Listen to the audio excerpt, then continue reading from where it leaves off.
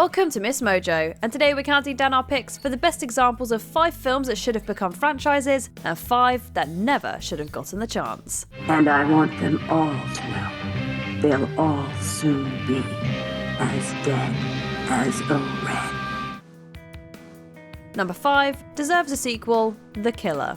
It's far from the first movie about an assassin, but it's up there with the greats. One is born, lives their life, and eventually, one dies. Michael Fassbender plays a professional hitman who blows a job and ends up putting himself in danger. The character is played with such precision, and Fassbender deserves all the praise for his spot-on interpretation. His character is endlessly intriguing with his many precise methods, and the ending certainly sets up the potential for more story to come. David Fincher's direction and the awesome soundtrack don't disappoint either. So let's hope if we ever get a sequel, they'll keep those elements intact. But I promise, I'll find something fitting. Number 5 should have stopped Zombieland franchise. Among the standout films of 2009, Zombieland features smart writing and funny performances. Jesse Eisenberg and Woody Harrelson play an unlikely pair that traverse the zombie apocalypse. Here's the deal, Columbus. I'm not easy to get along with, and I'm sensing you're a bit of a bitch. So, I give this relationship to about Texarkana. Many of the first film's best gags come from surprises, including Bill Murray's iconic cameo. This doesn't make great material for a sequel though. Zombieland Double Tap comes far too late for people to care, failing to seize the moment during the original movie's popularity. I feel like you're being super judgy, like I'm getting a real anti-me vibe off of you. It also comes in the wake of an oversaturation of zombie content in the media. While it might be nice to see the old gang back together, their second adventures don't seem all that interested in trying out anything fresh. Why the hell is she still alive? Oh my god, I literally missed you guys! Oh my god. Number 4 deserves a sequel, Drive. Anything happens a minute either side of that, and you're on your own. This film operates from a simple formula. Ryan Gosling drives cars, wears cool clothes, and listens to a killer soundtrack. For some, the concept could easily produce a dozen sequels. Under the skillful direction of Nicholas Winding Refn, the story about a getaway wheelman defies its genre trappings in stylish scenes. For the rest of your life, you're going to be looking over your shoulder. I'm just telling you this because I want you to know the truth. But the girl is safe. The movie ends on an ambiguous note, setting up a potential series where the driver could grapple between cruising the straight and narrow path and keeping a foot in the crime world. It's a premise and character that doesn't need much to entertain audiences. Plus, Ryan Gosling. I don't sit in while you're running it down. I don't carry a gun. I drive. Number 4 should have stopped Police Academy franchise.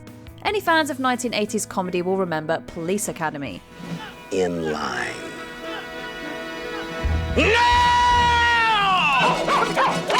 They probably also remember the many sequels of questionable quality. It's hard to justify the fact that the series eventually took the characters to Russia. I'm in deep borscht. With some fun performances, the original film has enough laughs to carry a normal runtime. However, it doesn't manage to set up any substantial material, or a running joke for that matter, that warrants 7 films. Talented performers like Michael Winslow deserved much better than to be thrown into tired plots. While some enjoyed the absurdity of the later entries, the money could have been put to better use elsewhere. You are a disgrace to your uniforms, and an embarrassment to me. Number 3 deserves a sequel, The Nice Guys. The buddy film formula has been around for a long time, but writer-director Shane Black seems to do it better than almost anyone. Couldn't do it for less than $5,000. Okay. He brought it back for The Nice Guys and introduced audiences to 2 fantastic characters. Ryan Gosling and Russell Crowe play 2 men trying to make sense of a mystery, who also get on each other's nerves in the process. You're the world's worst detective. I'm the worst? Yeah. The world's worst. Didn't you hear me the first time? Got a cool ad, though. Gosling in particular knows how to be a goofball in some hilarious moments. Unfortunately for fans, this movie didn't quite shine at the box office. The charisma of the two leads could power tons of future projects together. With Black writing witty dialogue, this idea has a lot more potential than some multi-million-dollar franchises. Munich. What? Guy without his balls. From Munich. Munich is a city in Germany. Number 3 should have stopped Rambo franchise. The latter entries of this series focus on bloodshed, but the original takes a hard look at a veteran with PTSD. Some people might forget the psychological drama at the heart of First Blood. Nothing is over! Nothing! You just don't turn it off! Sylvester Stallone plays John Rambo, a desperate man thrust into a terrible situation. The first movie includes some entertaining action as just one part of a larger character exploration. In the 4th and 5th Rambo films, it seems that the hero does nothing of substance other than take out bad guys. Live for nothing, or die for something. Your call. The beauty of the first entry is that it takes its time and relies on the threat of violence without showing too much of it. They manage to keep the follow-ups energetic, but forget what's so riveting about the initial movie. I want revenge. I want them to know that death is coming. And there's nothing they can do to stop it. Number 2 deserves a sequel, District 9. I want to be realistic with everyone. The aliens will not be able to go home. The aliens are here to stay. Vickers van der Merwe goes from corporate lackey to alien freedom fighter in this inventive sci-fi film. Director Neil Blomkamp mixes a documentary style with elaborate visuals, crafting a movie that's shocking and entertaining. So, we have to serve you an eviction notice. It's such an inventive concept that you'll likely come away wanting more. Blomkamp also leaves the plot on a cliffhanger. The hard-hitting movie tackles heavy themes while also generating plenty of outstanding set pieces. In a sequel, the filmmaker could easily expand this universe and the larger implications of an alien invasion and transformation beyond oneself. It wouldn't be bad to watch a few more thrilling battles either. There's no way of knowing whether or not Christopher Johnson will return. We don't know if he was simply escaping, whether he will effect a rescue plan, and as the so-called Free Press says, whether or not he'll come back and declare war on us. Number 2 should have stopped the Hangover franchise. After a bachelor party gone wrong, a group of friends search Las Vegas for their missing groom. This premise delivers both comedy and mystery in a wildly entertaining film. Bringing together amazing talent, The Hangover is a fresh take on raunchy humour. It also features a stellar cast that includes Bradley Cooper, Zach Galifianakis, and a cameo from Mike Tyson. I've been waiting for this moment for all my life. One more time, guys. Oh, Lord. Oh, jeez. However, this idea doesn't translate as well to the 2 sequels. The gang end up in Bangkok and back in Vegas, but neither adventure can do much other than build upon the same jokes. Are you guys seriously this calm? Relax, Stuart. It's classic switcheroo. I give him money, he gives us Teddy. You ever do anything that doesn't end up in a standoff, Chow? I'm an international criminal. It always ends like this.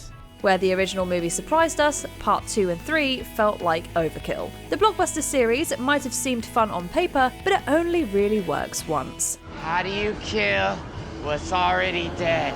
Before we continue, be sure to subscribe to our channel and ring the bell to get notified about our latest videos. You have the option to be notified for occasional videos or all of them. If you're on your phone, make sure you go into your settings and switch on notifications.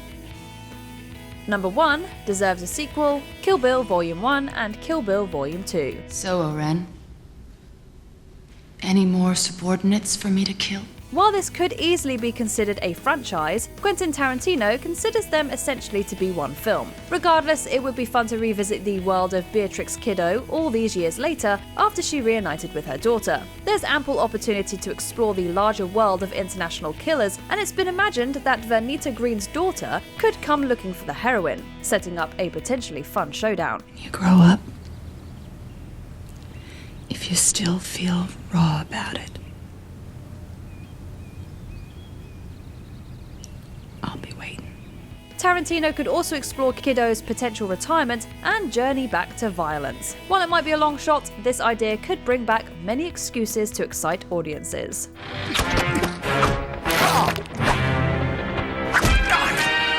Number 1. Should have stopped the Matrix franchise. Remember when you first saw this movie? It's the question that drives us near. It's the question that brought you here. You know the question, just as I did. What is the Matrix?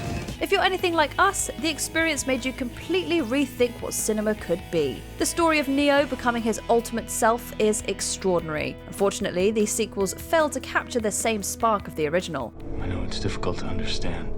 No, it's not. You're out of your goddamn mind. The first film features groundbreaking visuals and fight scenes, but Reloaded and Revolutions gets bogged down in overwrought stories. Only having The Matrix would have preserved the ferocious and one-of-a-kind nature of the initial concept. Despite attempts to course-correct with Resurrections, it still feels like the 1999 film should have been left alone.